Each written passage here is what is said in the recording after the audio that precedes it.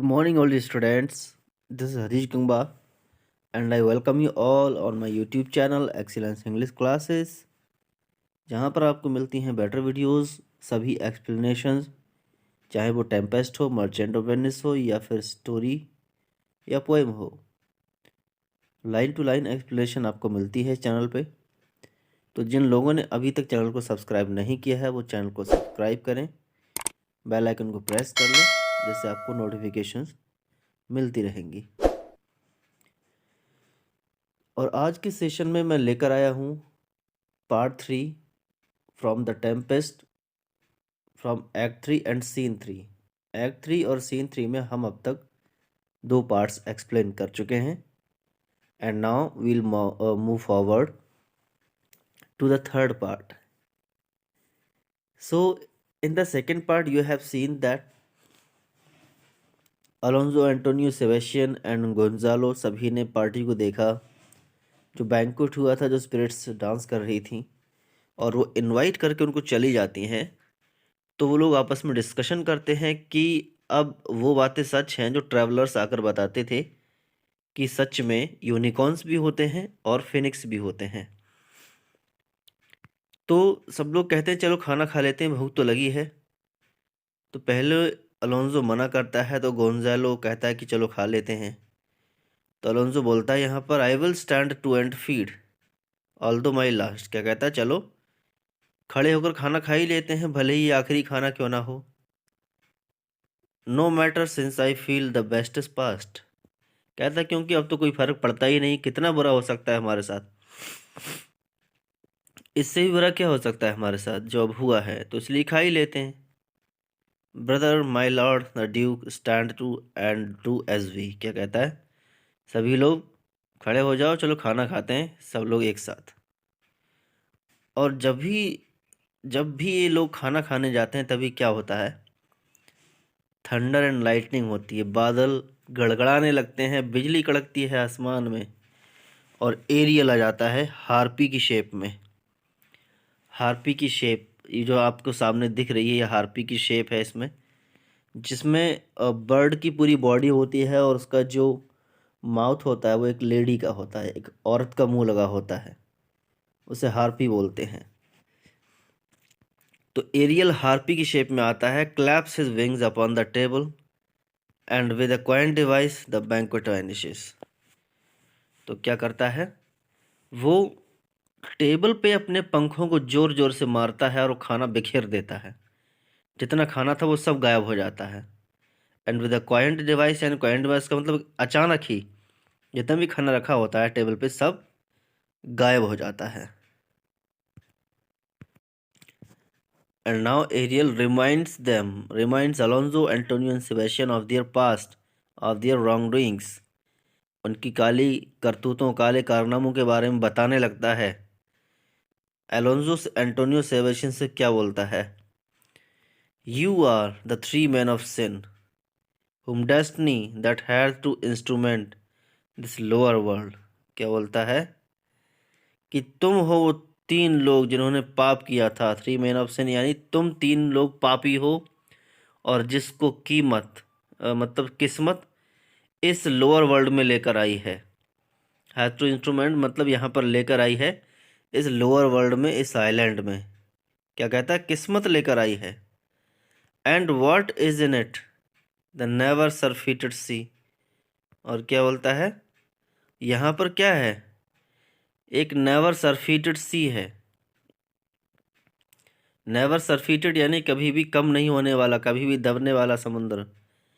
Has caused to belch up you यानी तुमको इस आइलैंड पर आने पर मजबूर कर दिया इस समुंदर ने। And on this island where man doth not inhabit.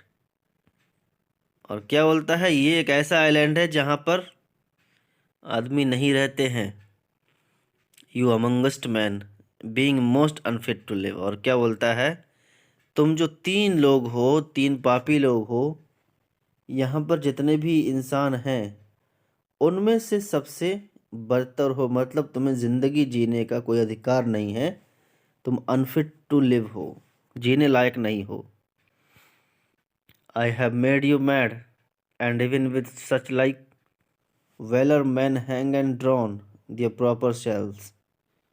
क्या बोलता है कि मैं ही था, मैंने ही तुम लोगों को पागल किया था। कब? बिगिनिंग में टेम्पेस्ट लाकर। और क्या बोलता है? And even with such like valour. Such like valour मतलब इतना ज़्यादा पागल कर दिया था कि कुछ जो लोग थे वो अपने आप को फांसी लगाना चाहते थे और कुछ लोग अपने आप को समुद्र में डुबाना चाहते थे।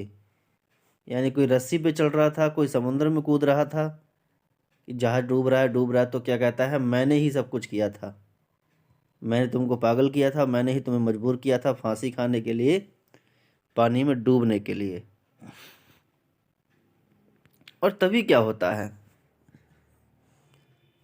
सम of the courtiers draw their swords. कुछ कर्टियर्स मतलब जो उनके साथ में होते हैं अलोंजो एंटोनियो के, वो अपनी तलवार निकाल लेते हैं, वो उसको काटना चाहते हैं। किसको? हार्पी को, जो एरियल था बर्ड की शेप में।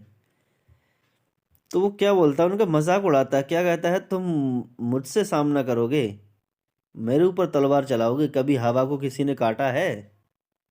तो क्या कहता है, you fools, I and my fellows are ministers of fate. क्या बोलता है, अरे तुम मूर्ख लोग हो, मैं और मेरे साथी जो हैं मिनिस्टर्स ऑफ फेट हैं, किस्मत बदलने वाले लोग हैं। सिंपल टर्म में बोलना ये चाहता है कि हम तो स्पिरिट्स हैं। द एलिमेंट्स ऑफ हुम योर सोर्ड्स। और क्या कहता है, जिनके एलिमेंट को, जिनकी बॉडी को तुम्हारी जो सोर्ड्स हैं, तलवारें कुछ नहीं कर सकती। टेम्पर्ड में एज वेल, यहाँ पर टेम्पर्ड में एज वेल का यूज़ क्या करता है वो, कहता है कि तब तो तलवारें चलाना बिल्कुल ऐसे होगा मानो वुंड द लाउड विंड्स और with bemocked at steps kill the still closing waters as diminish. क्या बोलता है, जैसे कोई हवा को जख्मी कर दे। अब बताओ, हवा को कोई जख्मी कर पाएगा? विद बिमोक्ड एट स्टेप्स, या फिर मजाक उड़ेगा तुम्हारा। एट स्टेप्स मतलब जब भी तुम स्टैब करोगे, खंजर मारते हैं, तलवार मारते हैं किसी को तो स्टैब करना बोलते हैं।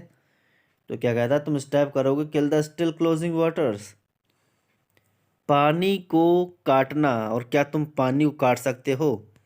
पानी को काटने की कोशिश करोगे तो पानी तुम्हारा खुद मजाक बनाएगा। As diminish one dowle that's in my plume. क्या बोलता है, और इसी तरह तुम मेरे पंख का एक भी हिस्सा, मतलब एक भी पंख का तुम कुछ नहीं कर सकते। तुम, कहता है कि तुम मेरा बाल बांका नहीं कर सकते। जैसे हवा को नहीं काट सकते और पानी को नहीं काट सकते, उसी तरह मेरा भी तुम कुछ नहीं कर सकते। My fellow ministers are like ill invulnerable. क्या बोलता है, मेरे जो साथी लोग हैं, जो मेरे अंडर में काम करते हैं, वो भी इनवल्नरेबल हैं। इनवल्नरेबल मतलब वो किसी से हारते नहीं हैं, उनका तुम कुछ नहीं कर सकते, उनका कुछ बिगाड़ नहीं सकते। If you could hurt your swords are not too massy for your strength. क्या बोलता है, चलो मान भी लेते हैं, अगर तुम काश ऐसा कर पाते, तुम तलवार उठा पाते हम पे, लेकिन अब जो तुम्हारी तलवारें हैं बहुत मासी हो गई हैं। मासी का मतलब वजनदार हो गई हैं, भारी हो गई हैं, उसने मैजिक स्पेल कर दिया। जैसे प्रॉस्पेरो ने फर्डिनेंड को स्पेल किया था, उसकी तलवार भारी हो गई थी, वो चला नहीं पा रहा था। इसी तरह एरियल ने क्या किया, कहता है तुम्हारी तलवारें भारी हो गई हैं, तुम्हारे अंदर इतनी ताकत नहीं है अपनी तलवारों को उठा पाओ, and will not be uplifted, यानी नहीं उठा पाओगे। बट रिमेंबर, क्या कहता है, चलो इन बातों को छोड़ो, क्या रखा है इन बातों में, एक बात याद रखो, for that's my business to you. क्या कहता है कि क्योंकि मुझे ये काम दिया गया है और मैं उस काम को पूरा करने आया हूँ, मेरी बात सुनो। That you three from Milan did सप्लांट good Prospero. क्या बोलता है कि तुम तीन लोगों ने, तुम तीन पापियों ने अच्छे मिलान से, मतलब अच्छे प्रॉस्पेरो को मिलान से सप्लांट कर दिया, मतलब वहाँ से हटा दिया। एक्सपोज्ड अनटू द सी, और उसे समुद्र में खुला छोड़ दिया। Which had requit it, him and his innocent child. क्या कहता है, हैड रिक्वेटेड, यानी समुद्र ने भी उनको रिक्वेट कर दिया, छोड़ दिया, माफ कर दिया उसे और उसकी मासूम बच्ची को। कहता है समुद्र ने उनको निगला नहीं, समुद्र ने बचा लिया। For which foul did the powers dealing. क्या कहता है, जो फाउल डीड यानी जो गंदा काम तुमने किया है, जो पाप तुमने किया है, उसकी सजा तुमको जरूर मिलेगी। Powers delaying not forgiving. क्या कहता है, देर है अंधेर नहीं है, मतलब जो भी इंसाफ होने वाला है उसमें डिले हो सकता है, देरी हो सकती है, बट नॉट फॉरगिविंग। कहता है नॉट फॉरगेटिंग, यानी powers delaying but not forgetting, देरी है बट उसको कोई भूला नहीं है। और क्या बोलता है, जो तुमने काम किया था, have incensed the seas and shores yea all the creatures against your peace. क्या कहता है, जो तुमने काम किया था उसकी जो खुशबू है, मतलब बदबू बोलेंगे यहाँ पर, वो तुम्हारे कामों की बदबू या तुम्हारे कामों के कारनामे हैं, इस पूरे समुद्र में और सभी किनारों पर फैल चुके हैं। और क्या बोलता है, जितने भी क्रिएचर्स हैं समुद्र के, वो सब तुम्हारे खिलाफ हो चुके हैं। क्या बोलता है, जो गंदा काम, जो पाप तुमने किया था, उस पाप का जो असर है पूरे समुद्र में है, और समुद्र में रहने वाले और साइलेंट पर रहने वाले जितने भी क्रिएचर्स हैं, सब तुम्हारे खिलाफ हैं।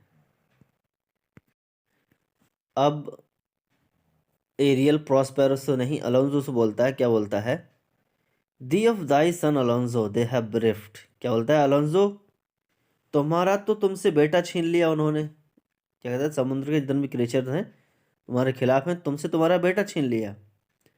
And do pronounce by me lingering perdition. और क्या बोलता है, डू प्रोनाउंस यानी मैं जो प्रोनाउंस कर रहा हूँ, जब मैं बोल रहा हूँ, उससे लिंगरिंग परडिशन होने वाली है। लिंगरिंग परडिशन मतलब धीरे धीरे तुम्हें सजा मिलती रहेगी। क्या कहता है, धीरे धीरे तुमको सजा मिलेगी, मैं ये कहने आया हूँ। Worse than any death can be at once. क्या कहता है, और वो सजा इतनी बदतर होगी किसी इंसान की मौत से बदतर। क्या कहता है, तुम एक साथ नहीं मरोगे, तुम तड़प तड़प के मरोगे, जो तुमने किया है उसकी सजा तुमको ऐसे मिलेगी।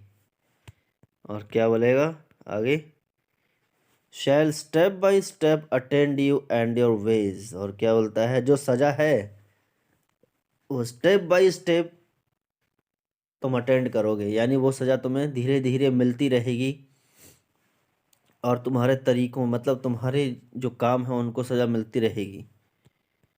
whose wraths to guard you from which share in this most desolate isle। और क्या बोलता है, रेट्स यानी जो गुस्सा है, उसके गुस्से से तुम्हें भगवान ही बचाए। किसके, प्रॉस्पेरो के गुस्से से। Which here in this most desolate isle else falls upon your heads. क्या कहता है, वो जो गुस्सा इस सुनसान आइलैंड में तुम्हारे ऊपर आने वाला है, तुम्हारे सिर पर जो खतरा मंडरा रहा है, जो गुस्सा मंडरा रहा है, उससे तुमको कोई बचा नहीं सकता। Is nothing but heart sorrow. और क्या बोलता है, ये सब कुछ क्या है, ये एक इंसान के दिल का गम है जो तुम्हारे ऊपर टूट पड़ा है, वो उसका दुख है, प्रॉस्पेरो का दुख है जो तुमने उसे दिया था कई साल पहले, और आज वही दुख तुम्हारे सामने आकर खड़ा हो गया है और तुम्हें सजा मिलेगी। और इतनी बात कहकर एरियल फिर से थंडर, गड़गड़ाहट और लाइटनिंग के साथ गायब हो जाता है। और आज की एक्सप्लेनेशन यहीं तक, कल हम फिर से कंटिन्यू करेंगे कि आगे क्या होता है। वो सभी लोग एकदम बिवाइल्डर्ड हो जाते हैं, हैरान हो जाते हैं और डर जाते हैं कि ये क्या हुआ, इसने तो प्रॉस्पेरो का नाम लिया, प्रॉस्पेरो का नाम लिया है तो प्रॉस्पेरो हमको छोड़ने वाला है नहीं, तो आगे बहुत क्रिटिकल होने वाला है। धीरे धीरे यहाँ से जो ड्रामा है वो अपने क्लाइमैक्स की तरफ बढ़ने वाला है। तो कल देखते हैं क्या होता है। Thanks for watching.